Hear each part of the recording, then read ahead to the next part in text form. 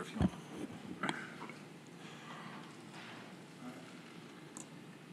No problem, man. Will do. All right. Where did Veronica get to? She was here. Okay, we're just going to wait a minute for Veronica to come back in the room.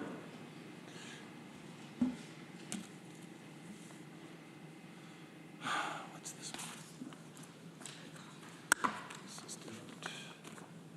We do.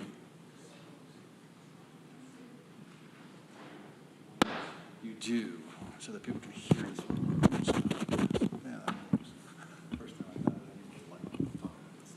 Okay, I'd like to call to order the meeting of the Public Safety Committee for Thursday, February 16th, 2023. And welcome everybody here in person and on Zoom.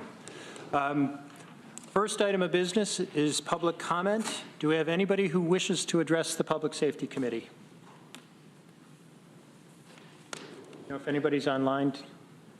Okay. All right, looking as if we have none, we'll move on from there. Any changes to the agenda? I am not aware of any. I'd proceed to minute approval for our meeting of January 19th, 2023. Could I get a motion on that? Veronica moves. And Koreman seconds. Any questions or comments? I'll call the vote. Actually, I should say that Lee Shurtleff had a family emergency and so is unable to attend the meeting today. So he is excused. I think then we can take votes by hand. We don't have to do a roll call. And that's how I'll proceed with the vote on the minutes. All those in favor? That's unanimous. Great. Next up is Chair's report. I am going to defer any comments until later in the meeting so we can proceed to the Ithaca Wellness Recovery Court update. And I welcome our guests today, Judge Miller, Judge Peacock, Michelle Fulkerson, and give me your name again. Jordan Hennessy. Jordan Hennessy, the case manager, are all with us today. And I turn the floor over. Do you need to share any slides? Do you have any? I did bring a binder of what our stuff looks like to pass around. Well, Judge Miller, I know you had some opening comments you wanted to make. Sure. Please begin. All right. Good afternoon, members of the Public Safety Committee, members of the public that are joining us today. My name's Scott Miller. I'm one of your county court judges, and I'm here just to give a few-minute introductory remarks about our Tompkins County Mental Health Court, which is called the Ithaca Wellness and Recovery Court, IWRC, as we call it. We are now entering our fourth successful year. We started taking participants in the spring of 2019, and our resource coordinator that has been with us since before day one, before we even started taking participants, a former probation officer and now has been our resource coordinator running essentially our mental health court program, is Michelle Fulkerson, and she's going to be delivering a very comprehensive report. We've provided it to the committee members. It's circulated. I think members of the public can obtain electronic copies, and she's going to give about a 10 or 15-minute overview of her comprehensive report. But before we get to Michelle Fulkerson, I'll just introduce that we do have our presiding judge of the Ithaca Wellness and Recovery Court is Judge Seth Peacock, our Ithaca City Court judge, and we have our case manager through REACH. Jordan Hennessy is with us, and one of our newest team additions. I'm the supervising judge of the IWRC, and I did preside over it through the end of 2019, at which point Judge Peacock took over. It's just a few-minute historical overview of our mental health court and where we are today. I served as city court judge starting in 2013 through the end of 2019, and organizations in about 2016, 2017 started to contact all the judges in Tompkins County, not just myself. The Tompkins County Mental Health Agency and NAMI, in particular, the National Alliance of Mental Illness, the Finger Lakes Division, started contacting judges throughout Tompkins County, asking us a single question, which is, why is there no mental health court in Tompkins County? And none of the judges really responded. And at some point, I took it upon myself to respond to NAMI, and with an honest answer of, one, I don't know why we don't have a mental health court, and two, I don't know what a mental health court is. So that began the process in about 2018 that I began attending seminars throughout the state on mental health courts. And it turns out, sure enough, there are such entities called mental health courts. I began visiting mental health courts, and in our region, there are not many. And I'm proud to say that Ithaca, Tompkins County, our mental health court is the first and unfortunately still the only mental health court in our entire judicial district, which makes up the 10 surrounding counties. So we have a lot of work to do, but there are other mental health courts. There are many throughout New York State, unfortunately not many in this southern tier, central New York region. We're one of the first in our area. But in 2018, I began to learn about mental health courts with my co-judge, Judge Rick Wallace. In 2018, the Office of Court Administration authorized the Ithaca City Court to begin studying whether it was feasible to put a mental health court in place in the city of Ithaca to start.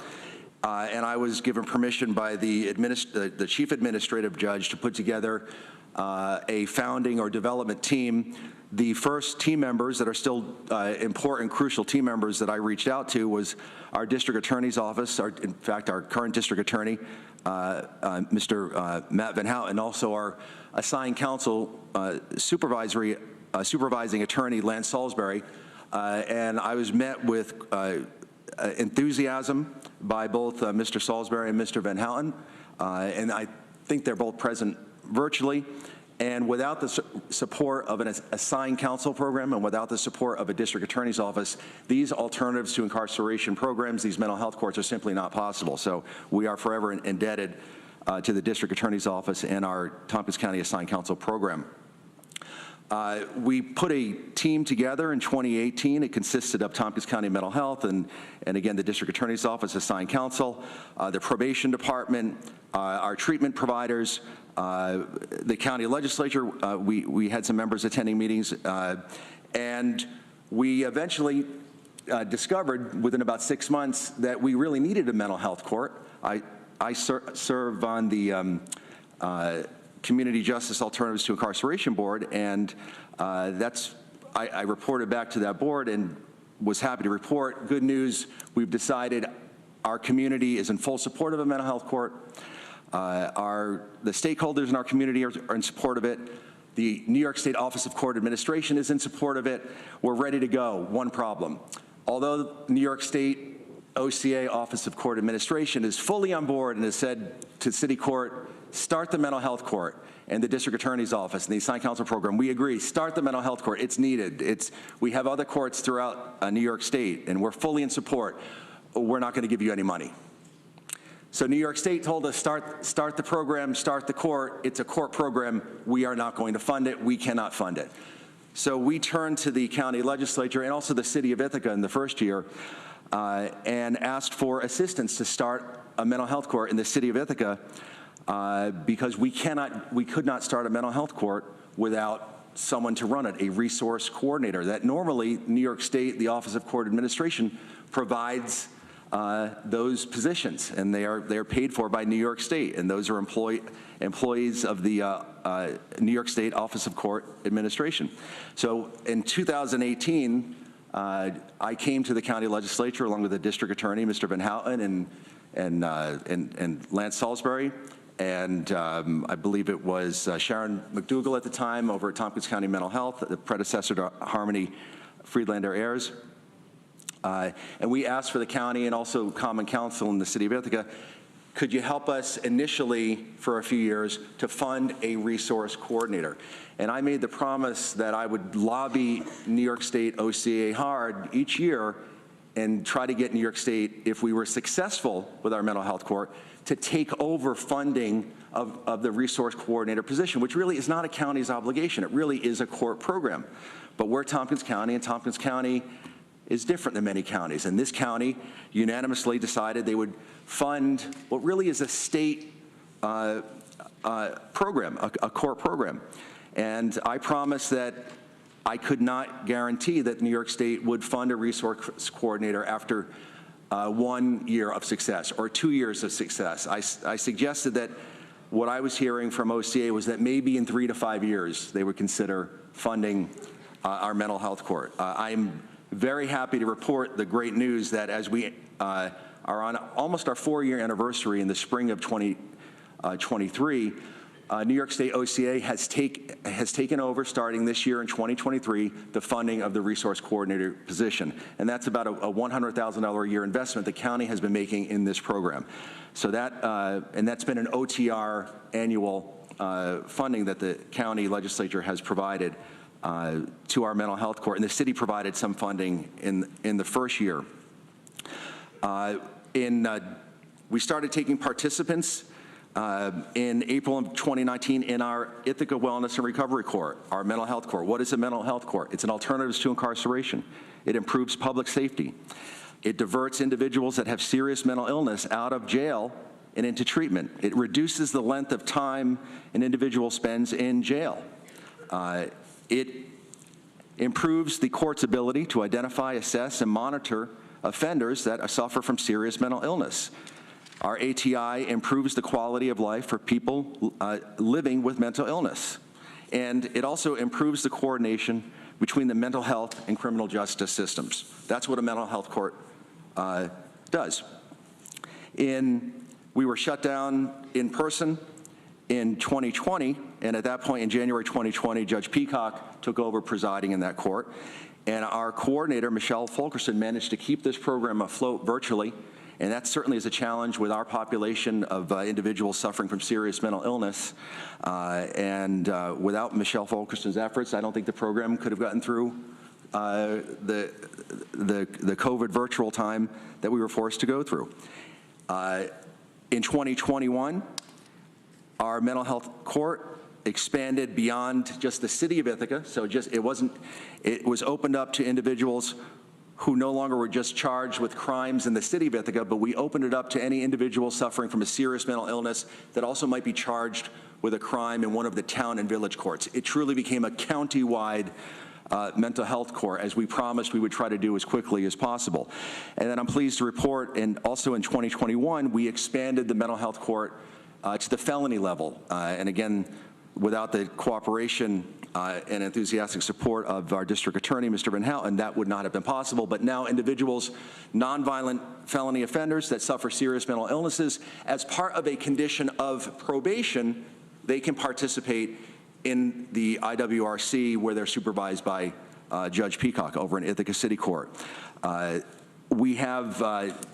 I'm going to be turning it over to Michelle to give her report. All of the team members are listed on the cover page of her report. We were one of the first treatment courts to have a housing specialist team member from Tompkins Community Action. We certainly identified that homelessness went hand in hand with individuals getting arrested also who suffer from serious mental illnesses.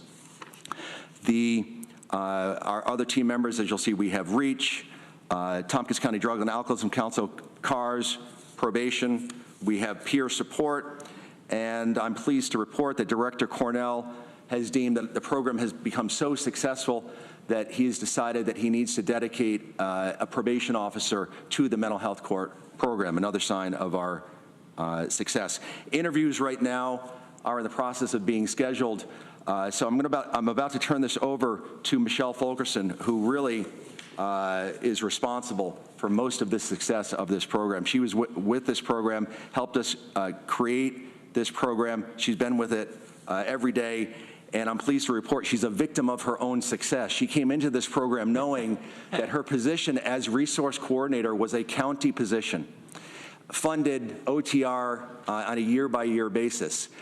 And she knew that if the program became successful, the state was going to take over the funding. And so she's a victim of her own success because unfortunately the state funding of the resource coordinator position would be a drastic pay cut. And so Michelle Fulkerson, after this year, will be going on to more successful ventures, I'm sure. But I'm going to turn it over to our resource coordinator, Michelle Fulkerson, who's put together an incredible comprehensive report. Good afternoon. So I was told I have about 10 minutes, maybe 15. And Can you use the mic? sorry. Good afternoon. I'd really like to spend the time that I have addressing this committee by discussing the things that aren't in this report. You have the numbers, you have the data trends, and they are important. But more importantly, over the 4 years that I've been with this program, the level of partnership that has occurred in this county is dazzling to me. We have a probation department that has been with us step by step, creating very creative, very flexible plans for each person that has come in who needs help. Within the last year, we've partnered with MHA, the Mental Health Association, to have peers coming into our team meetings, coming into our court sessions and sitting there and doing these warm handoffs to participants who they just need somebody to talk to. They just need somebody to help them navigate what's going on. OAR has been in. We've had people from the community, from College Initiative Upstate, come in, talk to our participants, encourage them to look for education, pursue, college, pursue employment. Everybody's lifting at once, and that's a really big thing. It's just a really big thing. It's not just us. It's not just the therapist that is working with that person or the substance use counselor. It's all of us coming together and saying, what does this person, just this one person needs? And I've personally been able to sit in a meeting where we've had 15 different people for one person trying to figure it out. And that is the beauty of this program. And I don't know if I can really articulate how amazing that is. The other part is the people. I want to share just a few stories of just some folks. I'm not going to name them by name, obviously, but just in the last year, that is just, it's really profound. We've had one individual who lost her daughter by violence in 2018, her teenage daughter, and then also suffered a very serious motor vehicle accident. And she has spent a good portion of that time intoxicated. And one of her favorite pastimes while she was intoxicated was to call 911 a lot, and about 50 times a night. And she came into our scope. And I mean, she even brought a bottle of alcohol when I did the assessment with her. And, I'd say within the last 6 months, she's had more sober days than she's probably ever had. She's working with her therapist. She's working with alcohol and drug counsel. And she's advocating for herself. And, I watched this judge plead with her from the stand. Just give me 3 days in detox. Can you just give me 3 days in detox? And she did. It's monumental, and I don't know if I can really, like I said, previously, And mental health court is open to the public on Tuesday afternoons, and you really need to see Judge Peacock interact with the participants. It's quite powerful. There are very few individuals that have the sensitivity and touch that he has. And I think he's doing a far better job at presiding over the court than I did in the year and a half where I presided. So you really need to come watch Judge Peacock preside on Tuesday afternoons. the same person has been in day reporting forever, and she's actually asked to be in day reporting because it is safe for her and supportive for her and welcoming for her. And she's blooming, and she is seeing that she is valued and she is held, and we are walking beside her. And I think that is really the most important part of this program, is that we don't really give up on anybody. We walk beside them, and things get tense, and sometimes people get scolded, sometimes people go to jail, but we don't leave them. And we try to leave them better than where we found them. We have another individual, he's on a felony charge. If he doesn't do well, he goes to prison. Serious time. And he was really struggling in the community, and, he would come into wellness court and he'd be like, no, I got it, no, I got this, I'm good. And he was not good. And again, Judge Peacock, November 15th, 2022, said, hey, I'm holding you accountable. You're gonna go into a long-term program or you're gonna go to prison. But right now you're going to jail, and we're gonna figure it out. And we're gonna get you door to door if that's the choice you make. And right then and there in that moment, he said, I'm not doing that. I'm not going back to a long-term inpatient. By the time the deputies came to get him, or IPD, whoever transported him to the jail, and his attorney had a moment to talk to him, he's like, I'm gonna do it. He sat in jail from November 15th to December 21st, because that's how long it took to try and get a program that could attend to his mental health and could attend to the severity of his substance use. He just appeared on February 7th at our wellness court session. He is bright, he is happy, he is just amazing.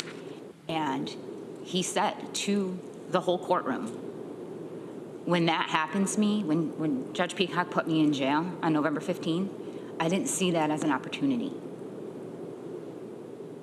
And his mindset has changed to, I have an opportunity. I could have been doing real jail time, real prison. I could have been away from my child, could have been away from my mother, and out of my community, and he wouldn't have fared better. Prison wouldn't have not made him better. He would have come back hardened, bitter, and in the same circumstances that he did before he went in. And he's in treatment. And he's putting in housing referrals to come back to this community, and we're here. And he's held, and we're walking with him. My last example is somebody that we have literally been working with since December 2020. And she is just a whole show. But very, very difficult person to motivate in a way. Very proud, very tough, because she's had to be. And, probation, her probation officer, director of probation, she is on a first name basis with the director of probation, the deputy director of probation. Every time she comes to the probation department, it's the whole show. But we got her into really safe, stable housing through West End Heights. So we need to build a lot more West End Heights places, just so you know. But she's there. She has 8 months sober. Probably the longest amount of time she's ever had sober. Working with her mental health, working with Jordan, our case manager. She's just amazing. And she's gonna graduate soon. And I'm not concerned at all. I feel like, when she graduates and she leaves us, she's gonna be okay. Because we've taught her how to connect. And we've made her be part of her community. And that's one of the things that this program does is through the milestones is that very last milestone. And I can pass around this binder so that you guys can look if you'd like. But there's a financial education piece There is a recovery plan piece, and there is a volunteering or part-time work or school piece, because we try to engage people back into the community that they're living in, and be able to advocate for themselves, be able to know, like, okay, like, I have X amount of dollars, and, oh, I just had this emergency come up, so who do I need to call? Who do I need to go to get help with this? Essentially handing people's power back to them. So I'm a little emotional just because this has been like a really long thing that I've given a big part of myself to. But I'm happy to answer any questions or anything within the report that anyone has. Thank you. Thank you. And I'm sure there'll be some questions and comments. But I would mention, Judge Miller, that I attended and watched when you were presiding, and you're no slouch. You did a good job. But I'd love to come again. And can I just briefly add a yes, few please. comments? Well, first of all, the emotion and passion that you're seeing here is what infects our whole program, and Michelle Fulkerson has really been the driving force behind a lot of this, from the creation of it to the implementation of it to the coordinating. She's truly the coordinator of it. We all play our roles, but Michelle's really coordinated and led this. I'll give you an example of the type of things that she's been coordinating, and this is just what one person would have to do. One of our participants, they'd have to attend probation, right? So that's a weekly, sometimes twice weekly. They also have to attend treatment. That can be twice weekly as well. They'll have, in addition, mental health appointments that they have to make. In addition, a lot of times they have to deal with Department of Social Services to get their benefits, housing benefits, other things.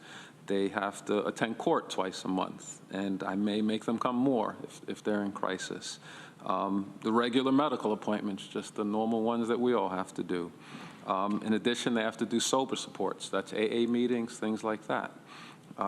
Then put on top of that, many folks have family obligations. Some people are actually working. And then, don't forget fun and leisure, right? Because, so you imagine all those things almost on a weekly basis that our participants have to engage with. That's why we have case managers and coordinators and other folks that really act as a team to, number one, let people know what they need to do, when they need to be there, and just follow up with them. But also, the fun and leisure part and the theme that we all stress is that, you know what? Yes, you have your mental health issues. Yes, you have your addiction issues. But you know what? You're a full person, right? We don't want you just to be, when you come before me, I don't want you just to be that person. Like, did you make your appointments? Did you go to probation? Did you do this? Like, hey, who are you trying to be? What kind of life you're trying to live? Who are you trying to be as a parent? What do you like to do? Where do you want to go? It's a full person ahead of us, so we don't want to just limit it and say, listen, make your appointments, stay out of trouble, get out of here, you're done. We want to say, hey, who are you trying to be in this community, right? What role, what contribution? So that's kind of been an overall theme. The one thing you should all know, I've served on some boards, and sometimes government service and work is kind of dry, and sometimes you really don't know what you're doing when you give this little bit of money to a program. But I want to assure everyone that supported this is that this is a government action that actually changed lives and affected lives in a positive way. So know that this little bit of money you spent actually affected lives. So your time here has not been wasted. So know that. And we'll take any questions or. Yeah. That every day that one of our participants is in the program, that also represents a day that they haven't been arrested, that they are not in a jail. And I know as legislators, you have to turn to the taxpayers and say, what is the return on investment? Without a doubt, the money spent that this county invested for 4 years, you received a great return on this. Every dollar spent, you received more than $2 or $3 in return in cost savings with people not in jail, that people are able to stay in treatment, stay engaged in work, maintaining the support of their families. We could not have done it without this county, and I don't think we could have done it in another county. our immediate surrounding counties don't have this support that this county has given this program, which is unfortunate. Our neighbors, our friends and family members that live in neighboring counties, the county legislatures aren't where this county legislature is. So thank you very much. Well, I think the thanks go in the other direction, but I would like to open it up to any questions or comments from the committee. Mike? I just have two. You had mentioned somebody that had a felony, so that they would be going to prison if it didn't work out. What kind of accommodation is made for, like, the victim? I mean, obviously, if it's like a theft, I'm thinking something really more serious, victimization. How does that figure into the consideration of? It absolutely does. The program really will only accept a felony participant if the individual doesn't have a long felony history. So and for the most part, the felony has to be a non-violent felony, but someone could have a second or third non-violent felony that would be a mandatory prison sentence, but for an alternative to incarceration. Now, we do have some individuals that technically are accused of a violent felony, but they can still be permitted to participate in the program if even if they have a violent felony conviction that is eligible for probation. So the accommodation that is made to the victim is the district attorney's office. I know because I get feedback as the judge, and I ask the district attorney, does the victim know in this case that the defendant, it's still a defendant if they haven't been sentenced yet, is being offered the possibility of participating in this mental health court? The victim is always informed of that. And not that the victim can veto what, because ultimately the judge is the one that has to decide, he or she, because that's, but the judge will factor that in. And we don't have a lot of felony participants. How many would you say, Judge Peacock? I think of this, we have 4. 4? Okay.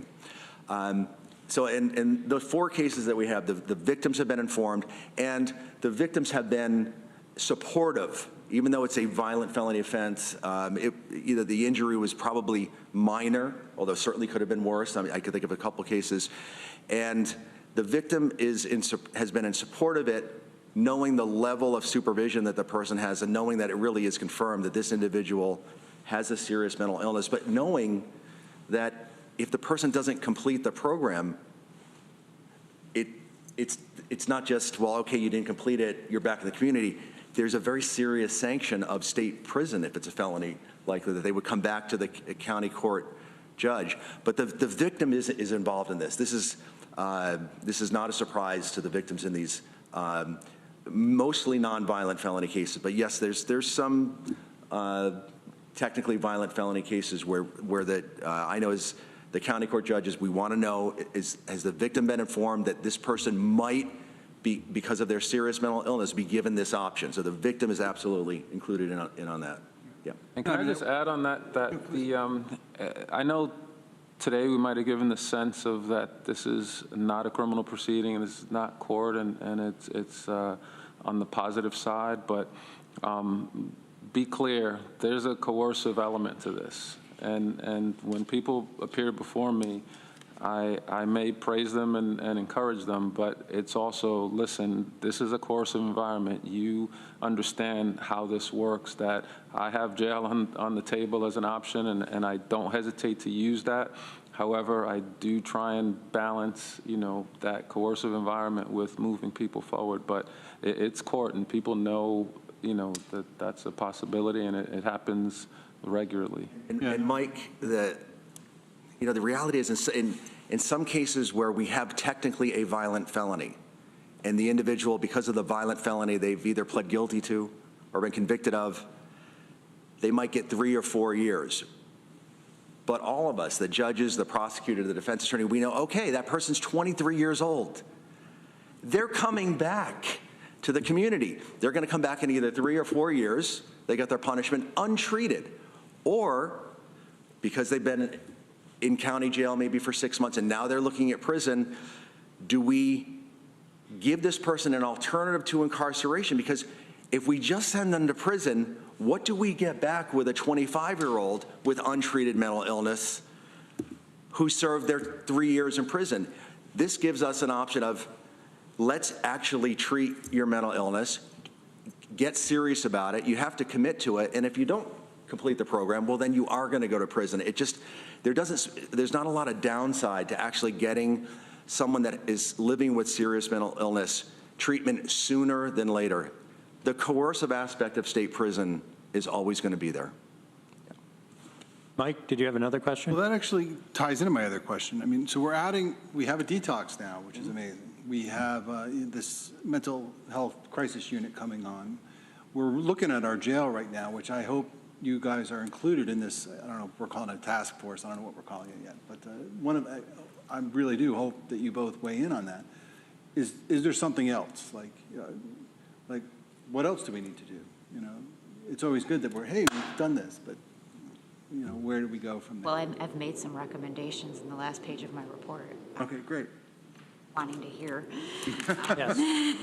And you did make it clear about the stick element, I thought, in your presentation. Yeah. Our recidivism rate is impressive. It is very low. And again, we are mainly servicing people serious mental illness that are not violent felony offenders. It is mainly misdemeanor, but it is impressive, the low recidivism rate. Mike, can I give you this kind of example? Imagine if you're a person who screwed up and you're in the system, right? And you honestly say at this point, I want to figure this out. I don't want to be arrested again. I don't want to keep using, right? How smooth is that transition going to go, right? And you know, willpower alone will get the person there, and they might do that. But hey, if I got to make 5 different appointments in 5 different buildings, I don't have a fancy planner. I don't have, you know, so some of what's on that last page is, you know, how we organize that to make it a little smoother. In addition, when you think of it, right, we all sit in this room and we generally don't commit crimes because we're afraid of just simply being arrested. We don't commit crimes for a lot of other reasons, right? Usually it's a connection to the community. Well, in this case, sometimes some of the therapy and the growth that needs to happen to make you feel connected happens through professional counseling, happens through the same growth that we experience as people every day. So one of the things on that last page was this idea of saying, listen, as part of probation, we want you to grow as a human being, right? The typical way you deal with your anger or engage with your family, that's not healthy. But you know what? We got a nice streamlined way. You're visiting your probation officer to check in. Guess what? We got a counselor in that building as well. And you're growing as a person, right? So we're not just coercive. We're kind of letting you be that one, just like we don't commit crimes out there because we're tied to the community. We let those folks develop those same ties through their own personal growth. So that's kind of some of the hopes and ways we try to streamline. And you said, what could we do next?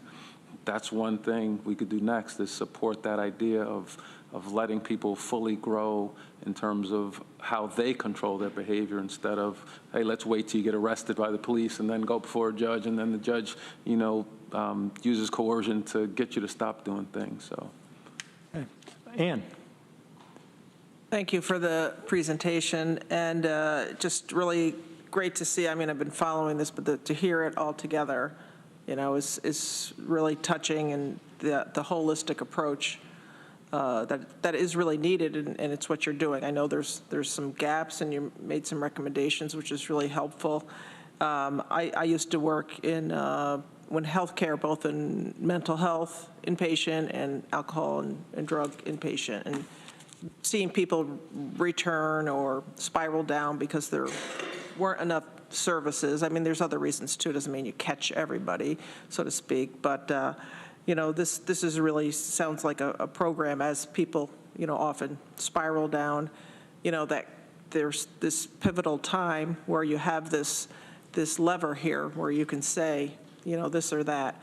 And so they can go on a different trajectory.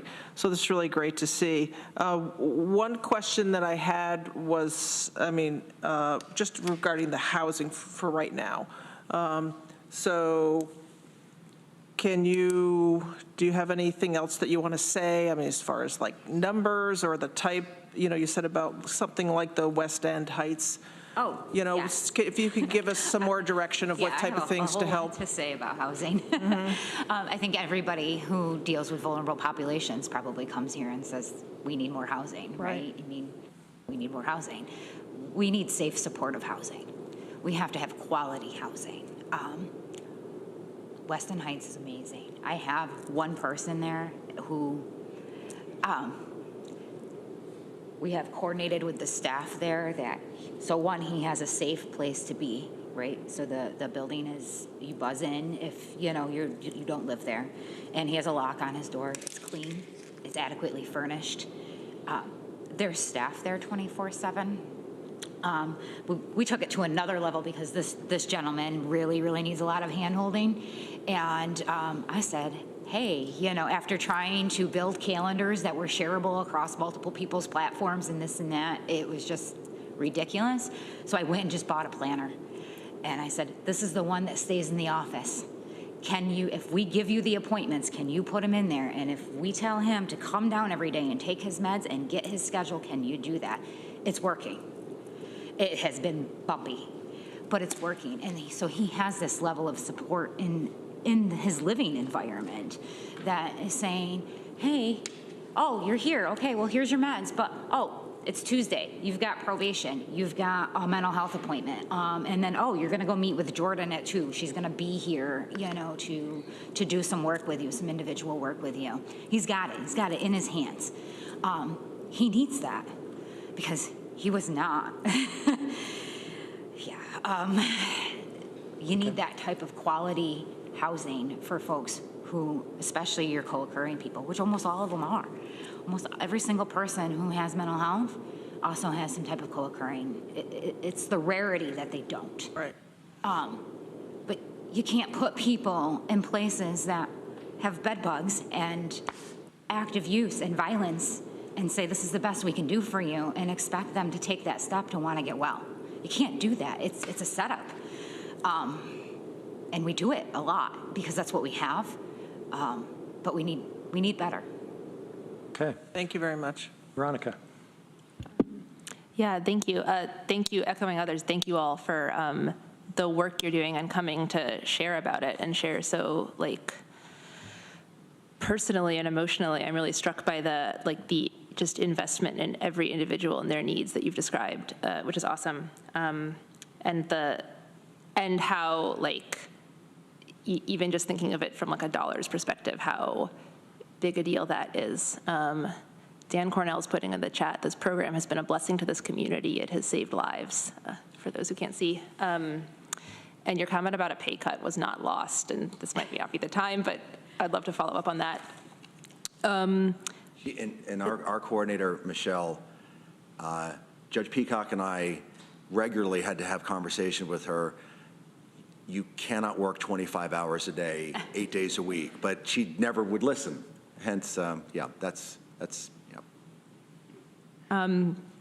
I also, especially thank you for those, like, the aspirational goals page at the end is, like, really, I think, clear and emphatic. And I know it echoes, like, things we hear from other places, but more strongly. The thing about, I'd love to talk more about the thing about the, like, appointments in various places being overwhelming. And I guess, like, speaking to my county colleagues, I don't know if that's something that we could, you know, think about if there's ways to physically put people in a closer place in the short-ish term, and also as we think about our, you know, someday maybe center of government construction, think about this along with the many other things for where we put things.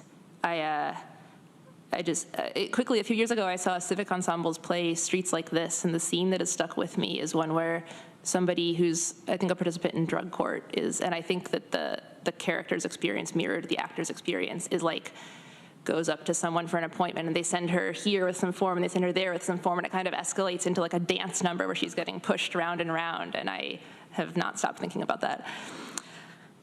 2 questions.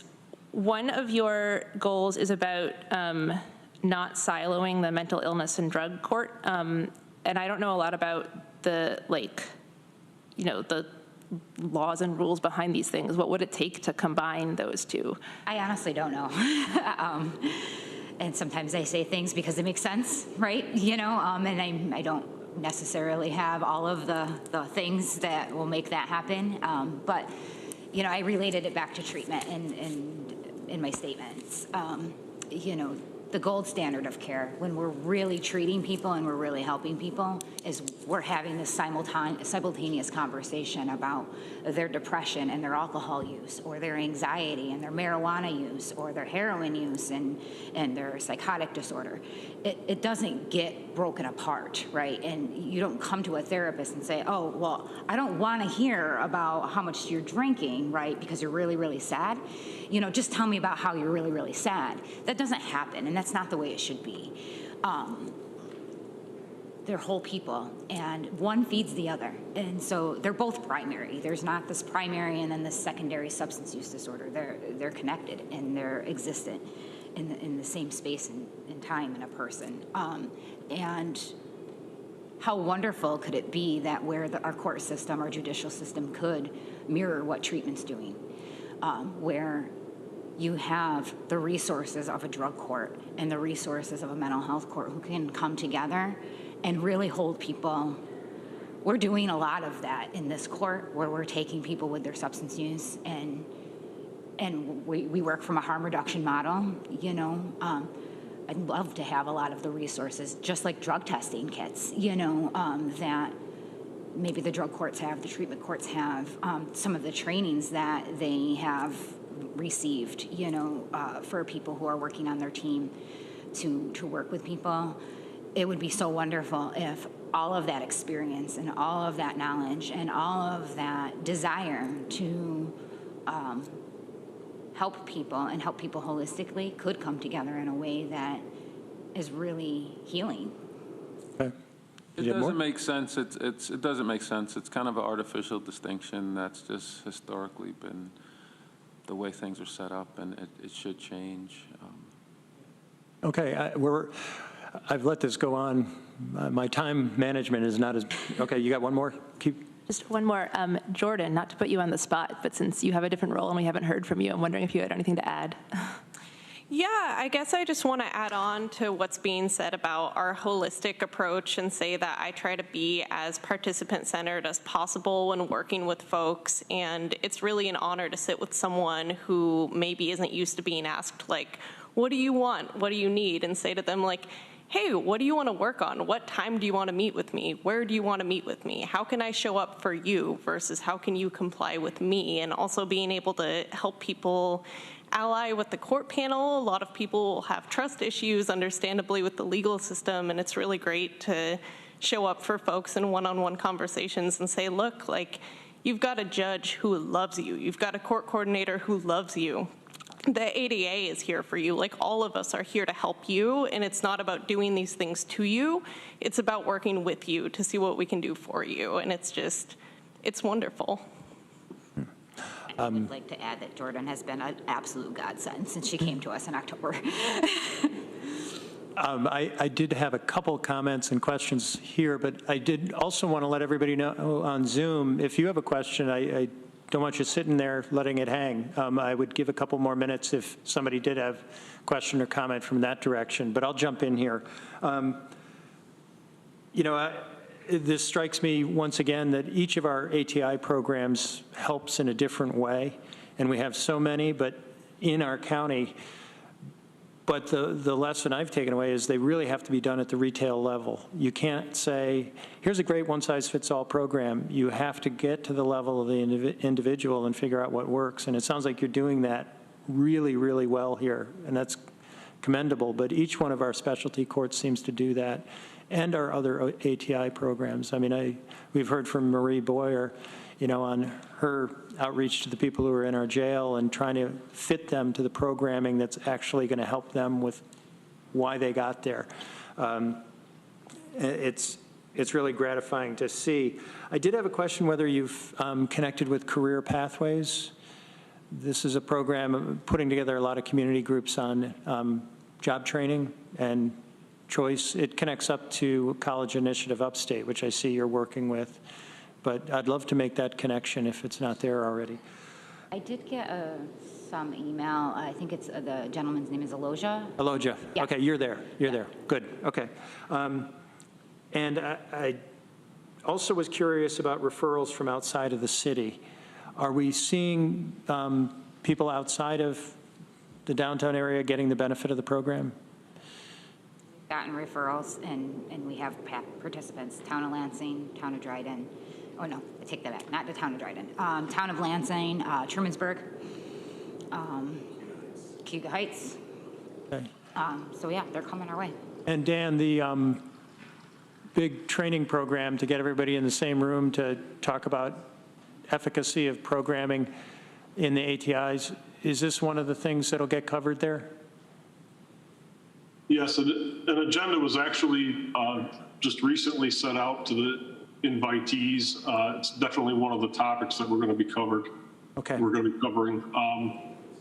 If I could just for a moment Yes, say please. that the team that was assembled that's sitting with you now, both judges and Michelle they have done an immense heavy lift to get this program from inception to where it is right now. And to the point where a lot of the folks that are engaged in Wellness Recovery Court now were frequent flyers in our system long before the Wellness Recovery Court came to be. And they would bounce in and out of jail. They would be put on probation, and we wouldn't have the supports and resources necessary to help them be successful under supervision. For lack of a better term, I don't view any human being as a throwaway. They would be throwaway cases where we just would have no option for success, because we wouldn't be recommending probation for the 10th time to have them fail. We'd be recommending jail. They would sit there and not necessarily get any servicing that would allow them to improve other than while they're in the jail, because it's hard to get a mentally ill person to do what they need to do once they return to the community without the constant supports and interaction that the court and the coordinator and all of the participants provide. So they would get in jail, they'd get better, they'd be released within a matter of weeks. They're off meds, they're not going to appointments, they're not showing up. The people that have been helped by this program have been helped immensely, and in many, many, many cases, I think will never be back involved in the criminal justice system based upon the supports that have been provided to them. If that's not a win and what we're all striving to do, I don't know what is. I agree with you, Dan, and certainly, Judge Miller, you were saying this has been a win for the taxpayers, and you know, that's a message I'd love to get out more broadly, just how effective this has been, and your recidivism data is remarkable. You know, every one of those people that does not come back into the system saves so much money. This has been a easy, wonderful investment from the county legislature. You thanked us, but the taxpayers made out so far beautifully on this. And you know, I'd also say thank you to New York State. I mean, we dump on New York State all the time, and for a lot of reasons they deserve it. In this case, there's some very forward-thinking people that help drive this as a possible court system, you know, part, and it's really made a difference here. So congratulations to them too. Any concluding remarks from anybody? Well, thank you. Keep doing what you're doing. Love to hear more about the funding question. I'd like to make sure that if there's something Tompkins County can do to make sure everything's working the way it should, you'd come talk to us about that. Thank you. Thank you, everyone. Thank you very much. Thank you.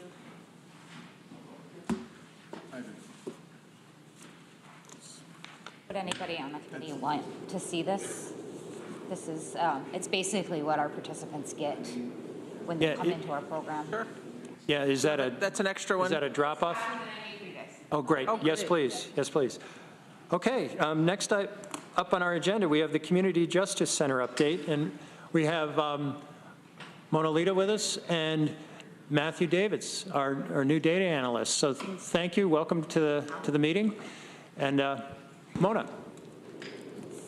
Good afternoon, everyone. Thanks for inviting us and having us here. This is going to be not as intense as what we just heard with all that amazing work. So pretty short and sweet. It's a dual purpose for us. One, we can give you an update on what's going on at the CJC and also introduce Matthew Davids, who joined us from assigned counsel. He started in January, I think January 9th, as the data analysis for the CJC. So I'm going to give him a couple minutes if he would like to say anything, and then I'll just do a really short presentation on what we're up to and what Matthew's role is going to look like for the CJC. So, okay. Thank you, Mona Lisa, and thank you to the committee as well for having us and for inviting me. I just like to say that I am thankful to have joined the Community Justice Center, especially under Mona Lisa's leadership. I've mentioned in previous occasions that I'm coming in at a time when a lot of the groundwork, a lot of kickstarting and getting things done have been done in the previous year, and I'm really coming in at a time when it's focusing on implementation. So it's an exciting time. There are a lot of working groups, and I can see, just looking at the screen, there are some members that we are already involved with in those working groups, and I've been involved with some of the plan elements in the Reimagining Public Safety Plan, and which Mona will speak about shortly. And I look forward to continue to work with all partners and to benefit, at the end of the day, all stakeholders that are involved in our community. I'm pleasantly, I wouldn't say surprised, but it's great to see that within those working groups for the different plan elements, there are many individuals who really want to see meaningful, sustainable change and improvement in the community at different levels. And so that's very encouraging. Everyone's been great so far that I've needed to engage with. And from the data's point of view, maybe I can just briefly mention that I've worked at the Assigned Counsel program for about 3 years under Lance's leadership, and that has also been a very positive experience. I know that he's also someone that's very serious about the broader Tompkins County community. And so bringing that type of perspective and energy into this role, I really look forward to the next year. I know things are not always easy, but it's great to see that we are making progress, and like I said, for the benefit of everyone. Thank you. Thank you.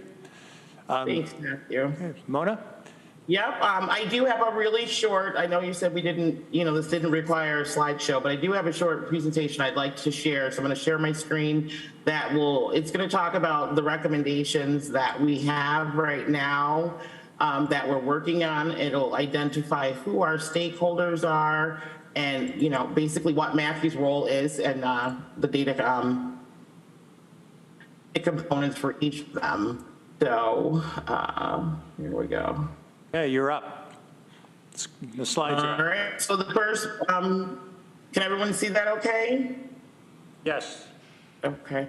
The first one is the officer wellness plan. So we just identified who our stakeholders are. I'm not going to read through every one of them.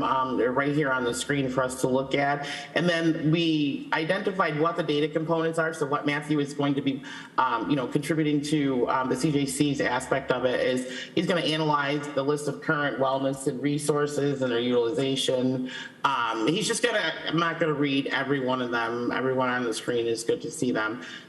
He's really going to play an intricate role in pulling data for us in each one of the recommendations. So we just tried to highlight some of the components that he'll look for and pull out for each of the resources. So he attends every meeting that we have for all the wellness, for all the recommendations and the working group. And these are the things that he will be working on. I will say he hit the ground running.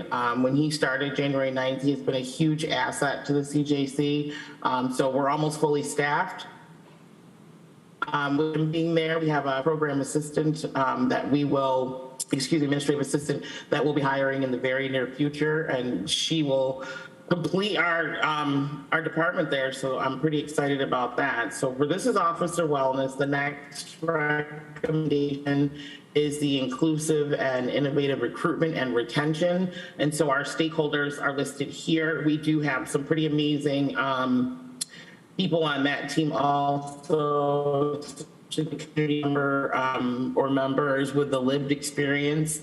Plus, she's got some HR expertise that she's bringing to the group. And then our local higher education partners are part of this, along with our city and county partners. And so some of the things that Matthew will be looking for is, with data will be to track the demographic changes as we look at different recruitment efforts and reviewing the current demographics and structures that we have right now with our law enforcement units. The next one is the assigned counsel and the district attorney data disclosure. Excuse me, again, we have a wealth of knowledge with our stakeholders that are coming to the table for this recommendation. And so Matthew will have a part in this also, where he'll help us compile and analyze data from the district attorney and the assigned counsel's office. Another recommendation we're working on right now, we have a working group established, is for the alternative response model, which is the co-response. And so the data components that we're looking at on that is really based around evaluation of the pilot program and the success of that. Again, the stakeholders are listed here, and these are all the partners that will be working and putting in some work on that recommendation.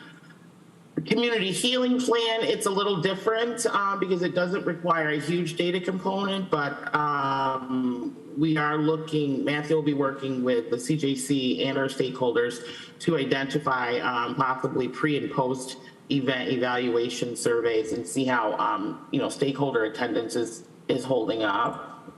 And then I think our last one that we're working on right now with a working group is the officer-initiated traffic stops. So again, you'll see who our stakeholders are. They have a wealth of knowledge. And then also what we will be looking at for data-wise will be, a study that's going to be done by an outside consultant, and then analyzing the reliance on law enforcement. So he's got quite a few projects in the works. And we're pretty excited about the work that he's done so far. And like I said, he hit the ground running, and he's a huge asset. So that's what we're up to at the CJC, just getting his feet wet and getting started. Well, thank you. And I'd asked you to come here for exactly that, just to, one, say welcome, and to see if there's anything we can do to help everybody hit the ground running. But it sounds like you're well on the way, so this is really good news.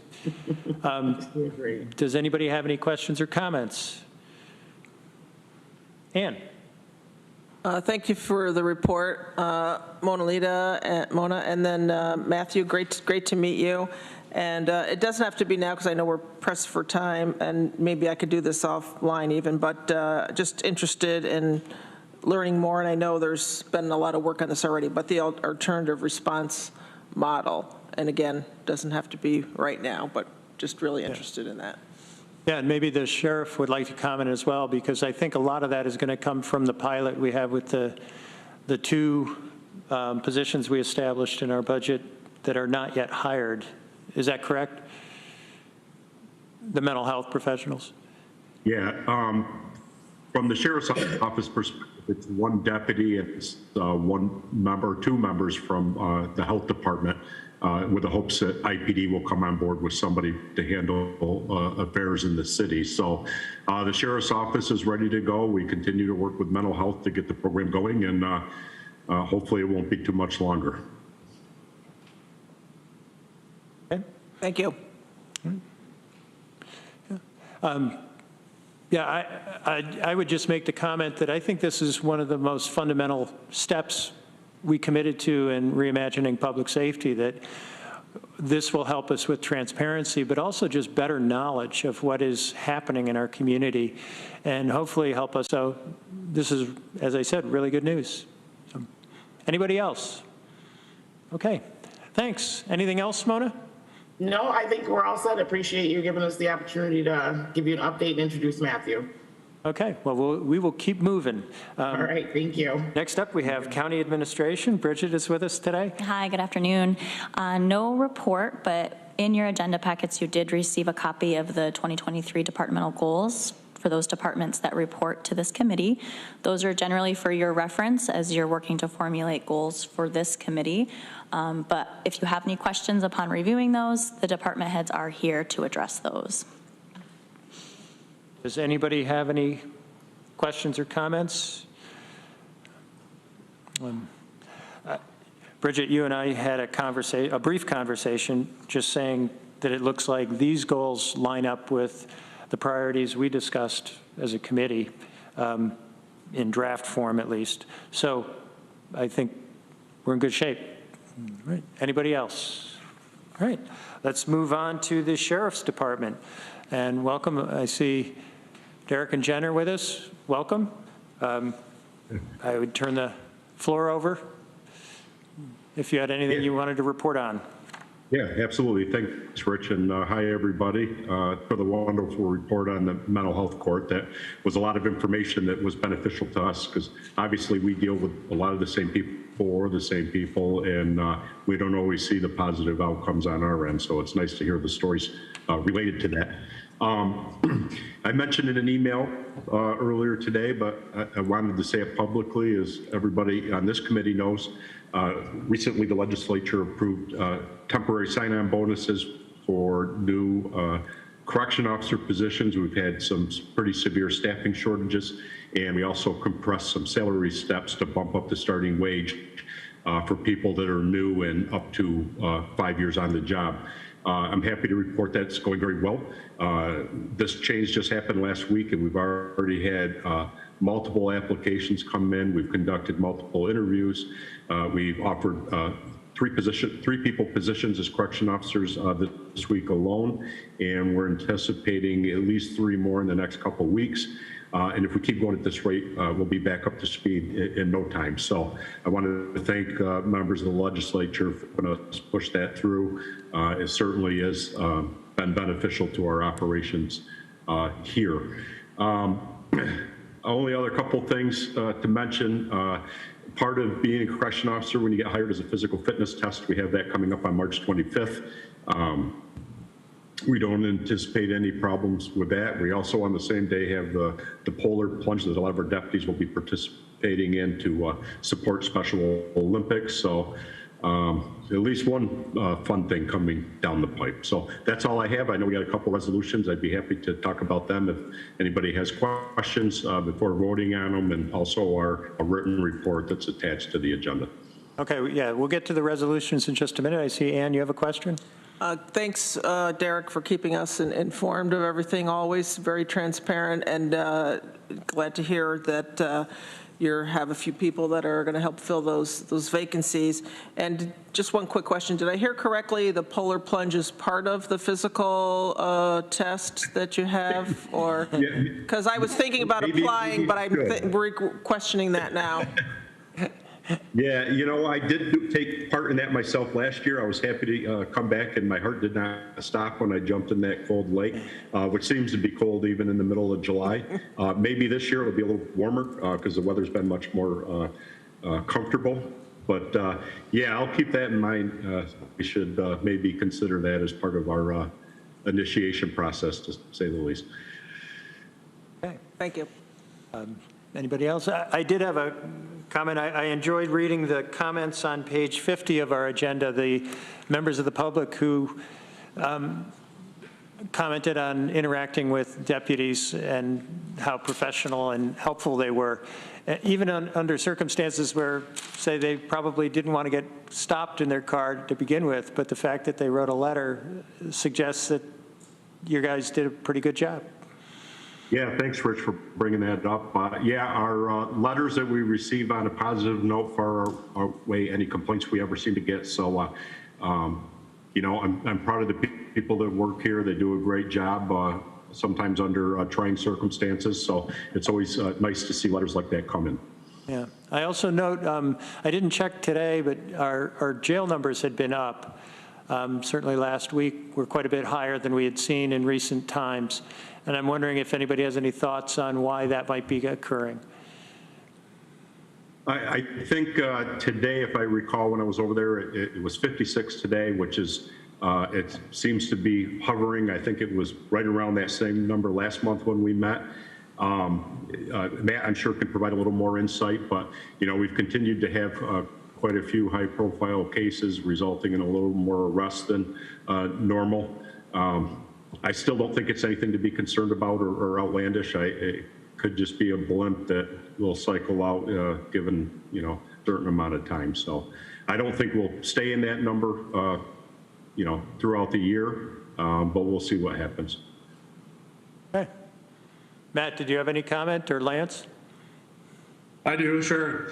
I mean, I certainly pay attention to those numbers very carefully, and you know, some of the numbers, there are a few parole violators and family court remands that are not really something that we can control or are attributable to us. But Derek is right that there are some high-profile cases. There was a trial that just ended a few weeks ago that where a gentleman was in jail, has been in jail for a long time waiting for a trial. There are several more trials scheduled. We're booked with trials between now and July, and those are the ones we know about, but there are certainly more after that. And I think a lot of it is individual cases of gun possession or violence that I think don't represent a trend, but are all happening this year and are tied to the higher numbers of arrests that we have. Okay. All right. Lance? No, I would agree with Matt. And one other factor, you see, looking at the cap and stuff, we have a group, I think, that's helping. It's kind of a anomaly. We've had a mix of old misdemeanor cases, people who, because of the court shutdown and stuff, who, for one reason or the other, should we say, got lost from court, and warrants have gone out and they've been collecting them and coming in, and they tend to at least temporarily boost jail numbers while they get sorted out. Okay. All right. Well, in the interest of keeping moving, we have before us authorization to accept Homeland Security grant funds on behalf of Cornell University to maintain a regional canine explosive detection team, doc ID 11467. And Ann moves. Could I get a second? Veronica seconds. Sheriff, do you want to speak to this? Yeah, real quickly, Rich, this is a budget I think we've been doing for several years now. I know it's come before you routinely in the past. This is our way of helping Cornell out attain funding for their canine explosive detection team program. They typically can't apply for the grant themselves. They partner with our office to do that, and we help them with the funds. We have an excellent working relationship with Cornell Police, as you know. So it's a resource that not only benefits the campus, but the entire community. And it's certainly, they help us out when we need that.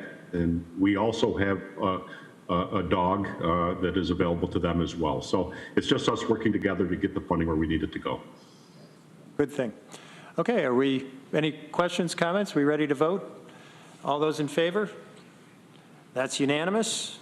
And then we have another resolution, budget transfer adjustment, corrections part-time funds to deputy sheriff part-time funds, sheriff's office, doc ID 11419. And could I get a motion? Veronica moves and seconds. Do you want to speak to this one? Sure, I can real briefly. We have some part-time funds in the correction division side, and we're looking to move that over to the road patrol. As you know, and as we talked about previously, we have made quite a shift in our inmate transports. We've removed them from the corrections division and are conducting them using road patrol deputies at this time. The part-time money isn't currently being used to the extent it should be on the corrections side. So our hope is to get approval to move that to road patrol so we can fund more part-time positions to help compensate our need to conduct these transports. We're currently working with the Road Patrol Union to get an MOU in place to be able to hire more part-timers. Currently, we have 4. We're trying to bump that up considerably. Again, simply to conduct these transports. They won't be doing law enforcement functions other than that. And this will help us quite a bit in that effort. Okay. Any questions or comments? Ann? Yeah, thank you. Just one question. So are these, and maybe I missed it in here, will they be like part-time, like a certain number of hours per day, or do you call them in as needed? Yeah, our hope is that once the MOU is completed, that we'll have them on a rotating schedule. Typically, part-timers work 2 days a week. So if we get the number bumped up to what we need, we'll have a good number, at least 2 every day through the week. They are capped on how much they can earn because oftentimes they are retired members that come back to work part-time. Sure. So they are drawing a pension, and so they're capped. So this is the best way to get this accomplished using part-timers. So they're there. So can I ask a follow-up question? Yeah, please. So you have that many transfers that's all these people will be doing? Yeah, transports are quite expensive. I knew we did a lot when they were housed in corrections, but I didn't have my hands in it quite as much as I do now that they moved to the road patrol, and management is trying to get a handle on them. They are excessive. There's a lot of them. There's multiple transports a day going to prisons, doctor appointments, local court hearings, medical centers, dentist appointments sometimes, all kinds of things. So we have transports just about every day, and most often multiple transports a day. Wow, great. Well, not great that you have to do all that, but it's, I'm glad to have that information. Thank you. Okay. All right. Are we ready to vote? All those in favor? That's unanimous. Thank you. Okay, anything else from the Sheriff's Department? We'll otherwise keep moving. We have our district attorney with us, Matt Van Houten. Welcome. Thanks, Rich. I appreciated the presentation by the Wellness and Recovery Court team as well. And I have been involved, as has Lance, since the beginning of this planning process. It is definitely a very important tool in our toolbox of keeping people healthy and keeping people stable. And time in the mental health court represents time that a person is stable and receiving support and stability that they otherwise wouldn't have, that would result in them being out in the street and possibly getting arrested again. So, ultimately the goal in that plan in the toolbox is public safety. So it is rare, to Mike's question, that we would let anyone in with a felony, and even more rare that they would be someone who is charged with a violent felony. There are felonies that are technically classified as violent felonies that don't involve actual violence. But the victim is a very important piece of that equation, as well as community safety. We're not going to sacrifice community safety to allow someone to participate in that program, but we are trying to be as creative and innovative as possible in helping people with needs that, if addressed, would result in them being a productive and safe member of the community. Absolutely. All right. I did have a question, if everybody else is. I think at a prior meeting you had indicated you have a data analyst position you're using within your office. And I don't have anybody in it. I'm trying to get one. Okay, I was curious how that person was going to interact with our data analyst at the CJC. Well, I hope very closely. There's certainly there will be some overlap and some coordination, but there's also some data that can only come from my office that will be sometimes anecdotal, but sometimes data that I think will be an important part of the overall transparency that we want to achieve with the community. So I think they will overlap to a large degree, and they'll work together a lot. And, you know, these are all new positions.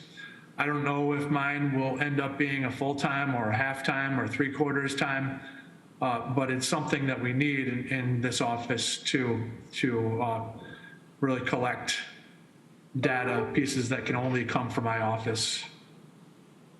Okay. Anybody else? Okay. Looks like we're good. Thank you, Matt.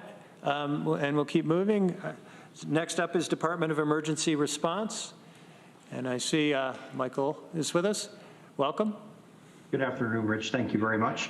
Just a few things to highlight. We wrapped up our EMS program manager interviews today, and we also wrapped up our data analyst interviews yesterday.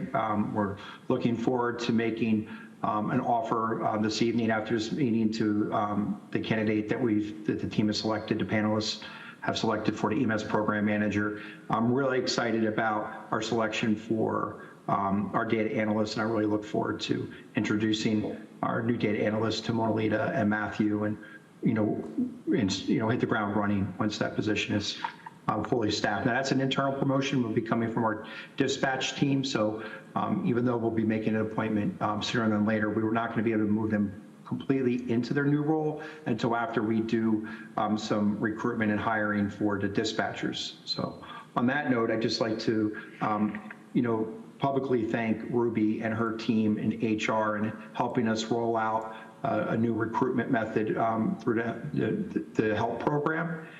Last week, we posted the position, and as of today, we have 37 applications. And this new strategy for hiring dispatchers waives the traditional civil service process and the exam.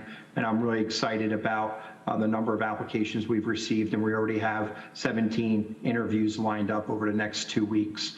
But that would not have been possible without Ruby and her team's assistance in getting this program aligned with one of our current positions and moving it quickly as she did. So I just want to thank her. I also just want to bring to your attention that with regards to the EMS program manager position, we had a really great partnership with community members that sat as panelists on the for that selection committee, and we did a total of 7 interviews, both initial interviews and second interviews. And so representatives on that committee were, of course, some from our department. We had the mayor of Trumansburg.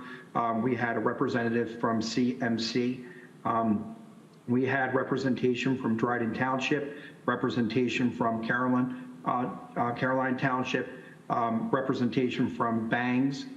We also have representation from the Newfield Fire Department, Volunteer Fire Department, and also from the Enfield Volunteer Fire Department. So I was really pleased by the number of people that were willing to be a partner and helping us select this, what I consider to be a very critical position. So, yeah, thank you for saying that.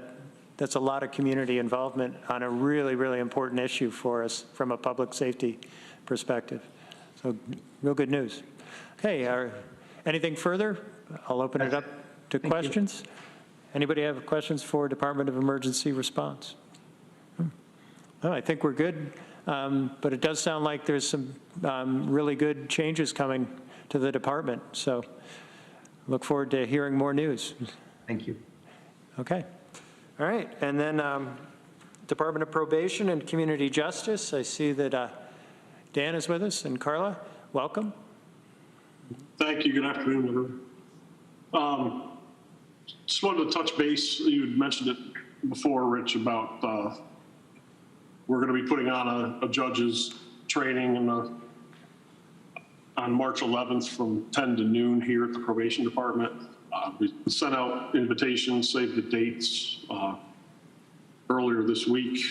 Some of the topics we're going to cover are probation caseload trends, workload changes, and department restructuring. Part of that conversation will include discussion about the Wellness and Recovery Court, and why we've done some restructuring and made some changes pertinent to that program. Some updates on the DWI Victim Impact Panel, little discussion hopefully with the clerks about the OCA restitution order that came down that we're all supposed to be using now statewide.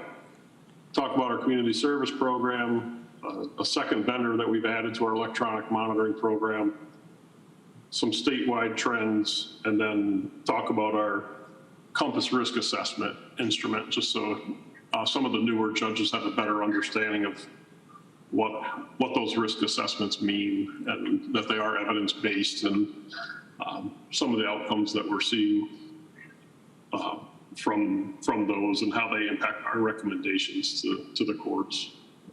I wanted to also discuss, last month I talked about starting to collect data on homelessness among our probation population. We've come up with a method to do that.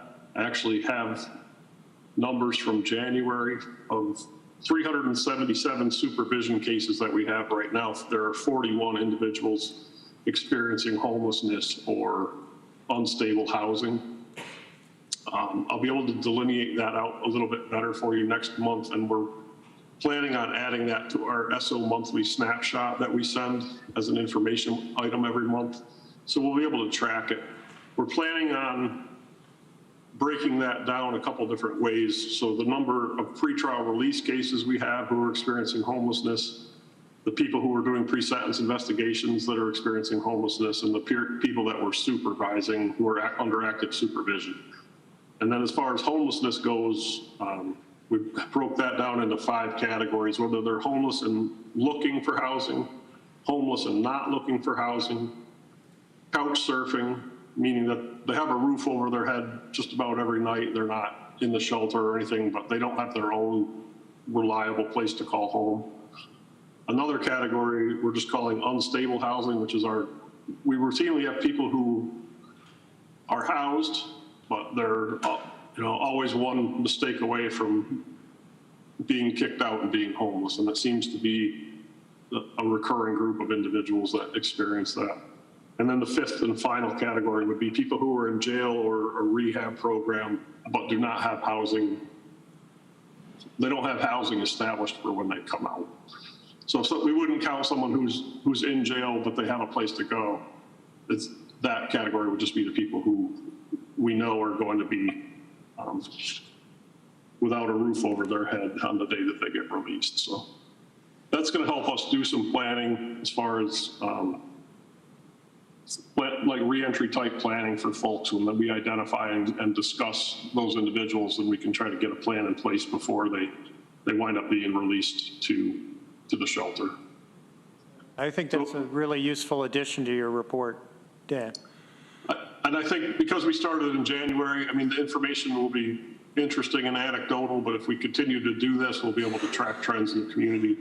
41 out of 377 for data folks is 11.17% of our probation population right now has some sort of housing instability or homelessness, which in my opinion was low, but it's still, when it goes back to the Wellness and Recovery Court conversation, there's 41 apartments we could use in the community that were safe and stable housing. And I've really realized the difference that safe and stable housing makes. You go to one of the new places, and one of the officers and I recently went over because it was for a Wellness Recovery Court participant who, it was her birthday, and she wanted probation to visit her at her house on her birthday. So we went over and visited her on her birthday and brought her a cupcake and saw her new apartment. And it is gorgeous. Like if you were a parent of a college kid renting a place in this community, you would love to be in this apartment. And what that does for an individual's spirits versus being in a dark, dingy place is, it's hard to put a price tag on. And I anticipate that, as you say, right now, month by month, it won't tell us very much. But in the longer term, I think we'll probably be able to make some determinations of homelessness and success in probation. Yeah, and I'd also like to track, I'm sorry if I cut you off. No, I was done. Sorry. I would also like to track how people move through. So if they start at the pretrial RUS stage, and we have a high percentage of those individuals who are housed, and they wind up on probation, how quickly are we getting them connected with the resources they need to get into a house. Is it 3 months? Is it 6 months? Is it 1 month? I think that'll be very telling as far as availability of good housing for people. Okay. Questions or comments for probation? Ann?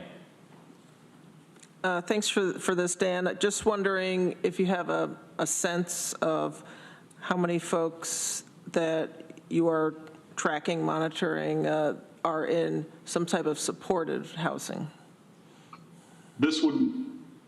We're not tracking that right now, but that is certainly something that we could add. So if you would like us to start getting those numbers, I can certainly add it to our tracking mechanisms. Sure, if it's not a great burden, but yeah, that would be.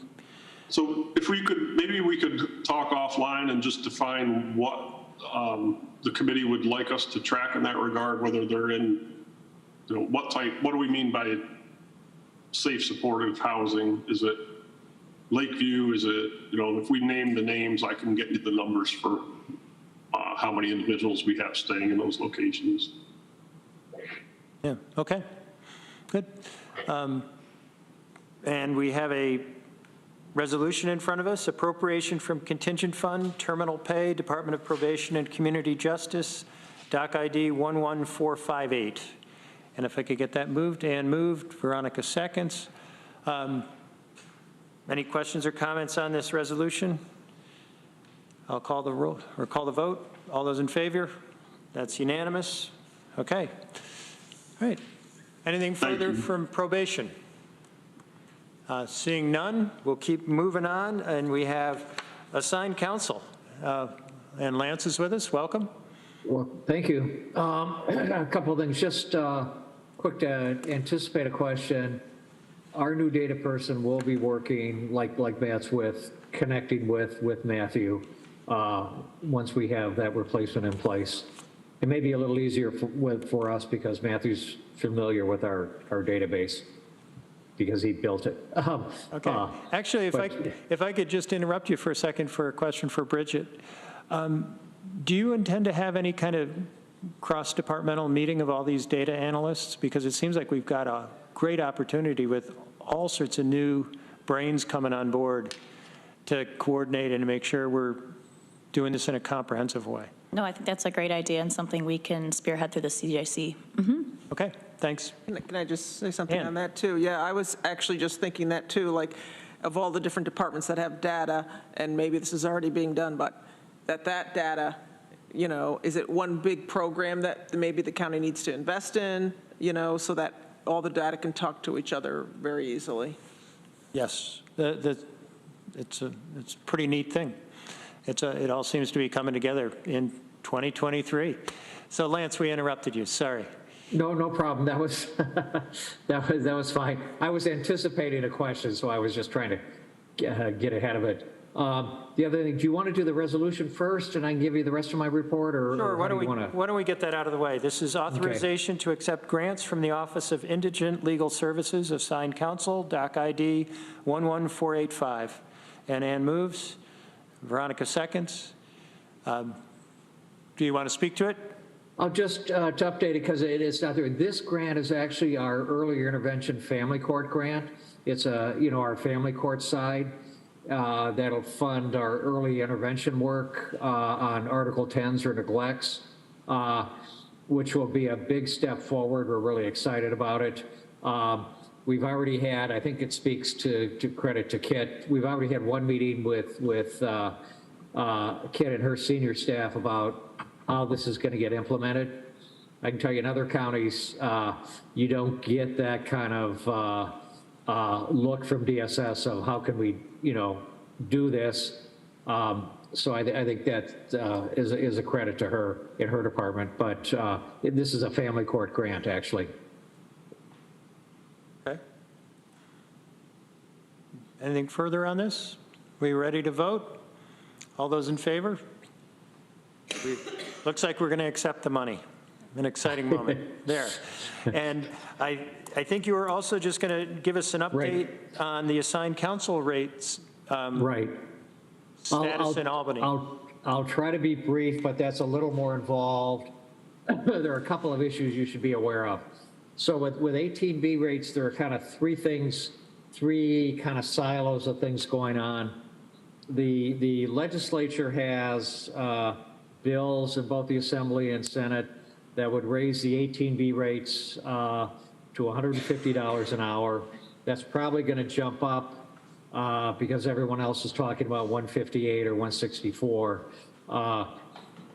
Yeah, the critical part, as I said, is that state would cover the funding. Our Assemblywoman, Anna Kellis, is a co-sponsor of the Magnarelli bill, Assemblyman Magnarelli, that's the Assembly bill.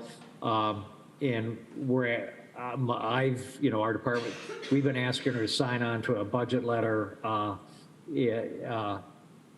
as well on that. The governor's proposal is much different. The governor proposed in her state of the budget and her budget proposal that she wanted to raise rates, but she wanted to bifurcate it downstate and some surrounding counties moving up there, Rockland, Sullivan, some of those other counties would get $158 an hour. The rest of us would get $119 an hour. She also did two things. She put no money in her budget to fund it, and she wants the counties to pay that cost. So that's a big issue we've already been lobbying on. We're working with legislators on. One thing you need to be aware of there, well, there are 2 points. I mean, economically, in a number of other ways, that $119 rate here is not an effective rate in addressing the critical issues we face. I can't, we're trying to recruit college students to come on with their loan debt and the costs of living and working here. They can't do that. A lot of our attorneys, the cost of living here is as high as Rockland or Sullivan County. Yeah, that's not an effective rate. The one thing you should be aware of there is apparently NISAC, the Association of Counties, may have had some role there because they were concerned that the governor was going to push for the counties to fund it, and they asked for some relief there. You got to help us out on rates if you're going to stick that on us. So the county needs to be aware that's percolating in the background. There are people who want to try to force it onto the counties. Right now, the legislature's saying, no, the state pays for it.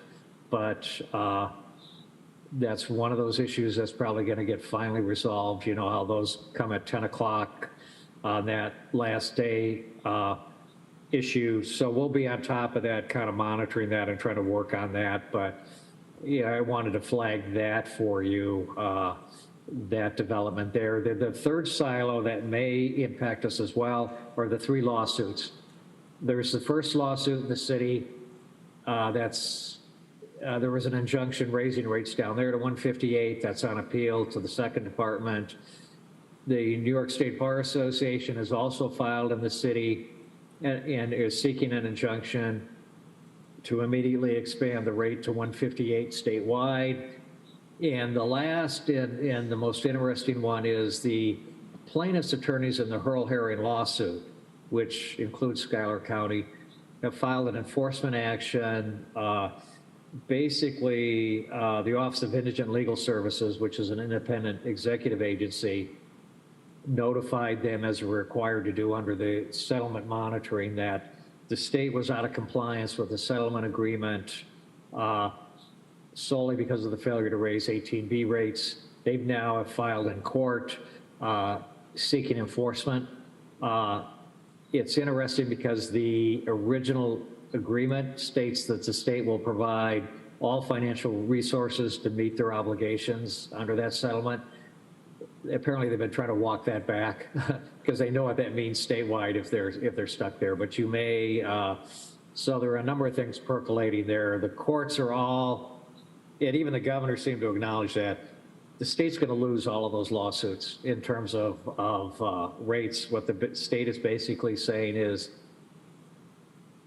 wait on the legislature. It's the same thing they said last year because they know they don't have winning arguments. But where that all plays out in terms of who pays and what the rates will be is still kind of up in the air. The nice things I said about New York State earlier in the meeting, I take all back. Yeah, yeah. Well, I was trying to think of how I can say this politely, but I'm deeply appreciative of the governor that I've been able to spend hours and hours on 18B rates and learning the intricacies of kind of behind the scenes legislating in Albany. So it's, Okay. I could. Well, it sounds like there's more to this story that we're going to hear probably in the next 2 months. Yeah, I'll keep everyone updated as we learn stuff. You know, for instance, I just learned this week about NISAC, you know, and their communications, so. And to be clear, NISAC is saying. Apparently, my understanding is NISAC's counsel, NISAC hasn't I think NISAC's official position is still the rates need to be raised, the state has to pay for it. But they were worried that because of the governor's position, that the counties were going to get stuck. So I think they had some, my understanding is they had some private communications with the governor saying, if you're going to do that to us, you have to get, you know, you have to do something for us. And that's where that 119 came from. Okay. Yeah, and I guess I had a question. If the state set 119 as the reimbursement rate here in Tompkins County, would we be able to supplement that to be able to actually get attorneys to serve on? That's, it's obviously that's better than the existing rates, you know. The problem is probably like a lot of things, that doesn't really meet the need. You know, we're kind of, it's on that. The other problem, frankly, that I'm going to have is right now in family and county court, our judges are signing a lot of enhanced rate orders for 150. So I'm going to be telling them, you're going from 150 back to 119. Well, my question was, could we pay the could you pay the $31 to get them to 150? Yeah, I mean, I think the judges would probably be happy to sign that. I think the judges feeling.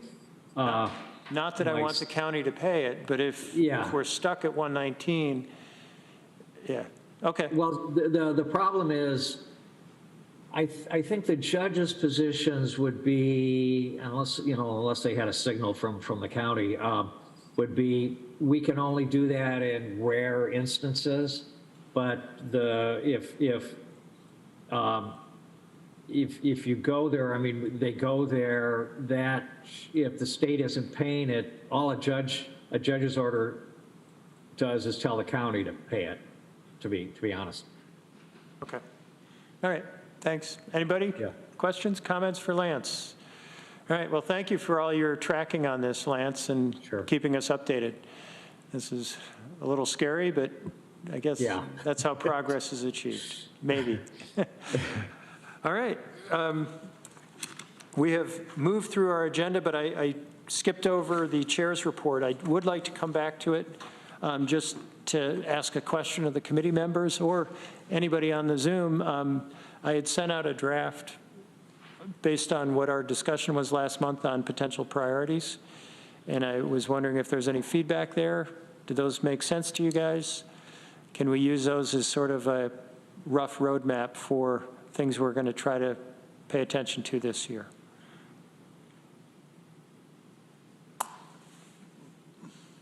Yes, no? Still, you want more time to look at them? Certainly, we're not. When did you send that?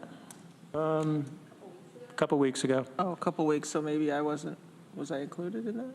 I thought I did, but. Okay, I'm sorry. I can make sure they go out again, and I don't think there's anything truly shocking in there. I think it reflected what we had actually discussed at the meeting. And if we find we didn't include something that we really should, we can add it. So it's not a set in stone, but it gives me a lot of help in trying to make sure we're not letting things slip through the cracks from our side. So, yeah, Veronica. Yeah, I have a couple, I don't know how much, I also need to reread this carefully, but a couple questions. One, one of the ones, like second from the bottom on the fleshed out ones, is about studying the impacts of crime, particularly violent crime upon individual victims and our county as a whole, which I think, and I can't remember what we talked about this, I think that's good and makes sense, and a relevant missing piece seems to be studying the like causes and drivers of exactly the same crime, which maybe this is a separate thing, but I feel like that should be included if we're looking at resource deployment into this or that area. Okay. Does that make sense? I'm trying to make sure I understand. Certainly, if somebody's a crime victim, maybe they're contributing to the occurrence of the crime, but I'm hesitant to make that assumption. That's not what I mean at all. I mean, like on a, I guess I don't know what time scale you're thinking about potentially shifting resources around in response to like data and information we may collect. And correct me if I'm misinterpreting this, but I think like in the short term, a perspective that might make sense is like crime is happening where it's happening, and are we like getting services and support to victims enough? But in a slightly longer term, like we have the resources to shift like where and what type of crime is happening in the first place, and that seems relevant to like trying to prevent future future victimization of people, as opposed to just sort of like kind of assuming, and again, I'm like reading an assumption from within this priority of like that crime is like weather and it's just going to happen where it happens. Okay, I mean, I think we certainly try to be proactive, but I don't know if this priority was talking about being proactive so much as paying attention to people who are crime victims. So in that sense, maybe it is more weather related, that we're paying attention to who's getting hurt. But we always want to look at drivers. And if you have specific language, why don't you bring it back next month and we can include it? Okay. Yeah, at least talk about it and include it. Yeah. Okay. And my other question was, I see these like, these are all labeled priority number blank. Is it important to like choose priority number, or I don't know, what were you thinking there? And that's the is that form. something we should look at? I guess I think it's not important to try to rank them against each other because I didn't put numbers in.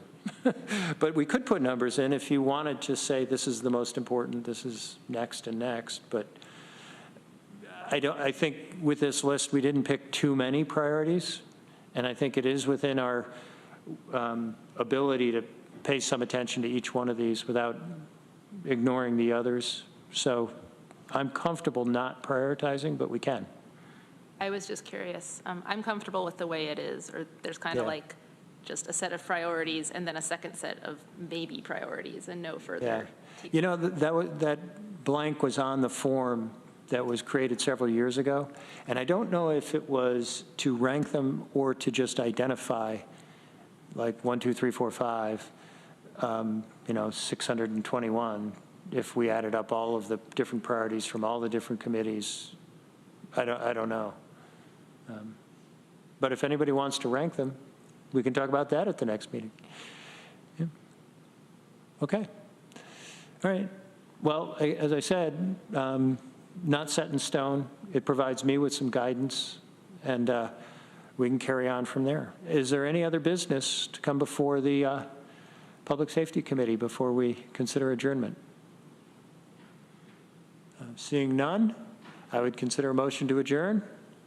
Mike moves, Veronica seconds. All those in favor? We're adjourned. Thank you, everybody. Good meeting.